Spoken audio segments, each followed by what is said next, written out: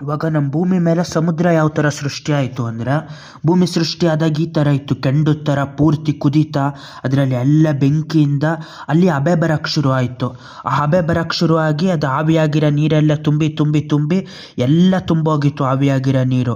ಆದರೆ ಒಂದು ಸತಿ ಭೂಮಿ ತಣ್ಣಗಾಗಕ್ಕೆ ಶುರುವಾದಾಗ ಏನಾಯಿತು ಅಂದರೆ, ಅದರಲ್ಲಿರೋ ಜ್ವಾಲಾಮುಖಿಯಿಂದ ಬಂದಿರೋ ಎಲ್ಲ ಹಬೆ ನೀರಿನಂಶ ಎಲ್ಲ ಘನೀಕರಣ ಆಗಿ ಮಳೆ ಆಗಿ ಸುರಿಯೋಕ್ಕೆ ಶುರು ಆಯಿತು. ಲಕ್ಷಾಂತರ ವರ್ಷ ಮಳೆ ಸುರಿಯೋಕ್ಕೆ ಶುರುವಾಗಿ ಸುರಿದು ಸಮುದ್ರದ ಥರ ತುಂಬೋಯ್ತು.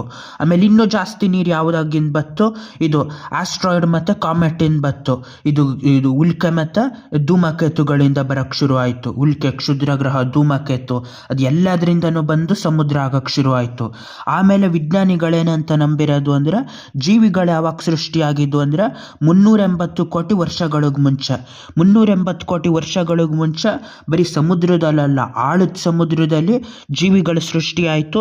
ಆಮೇಲೆ ಸೃಷ್ಟಿಯಾದಾಗ ಇದು ಭೂಮಿ ಮೇಲೆ, ನೆಲದ ಮೇಲೆ ಯಾವುದೇ ಜೀವಿಗಳಿರಲಿಲ್ಲ. ಆವಾಗ ಮೊದಲನೇ ಜೀವಿಗಳು ಯಾವ ಥರ ಇದಾಯಿತು ಅಂದರೆ, ಹಾಟ್ ವಾಲ್ಕನೋದಿಂದ ಕುದೀತಾ ಇರೋ ಜ್ವಾಲಾಮುಖಿಲಿ ಅದು ಬರೋಕ್ಕೆ ಶುರು ಆಯಿತು, ಉತ್ಪತ್ತಿ ಆಯಿತು ಮೊದಲನೇ ಜೀವಿಗಳು.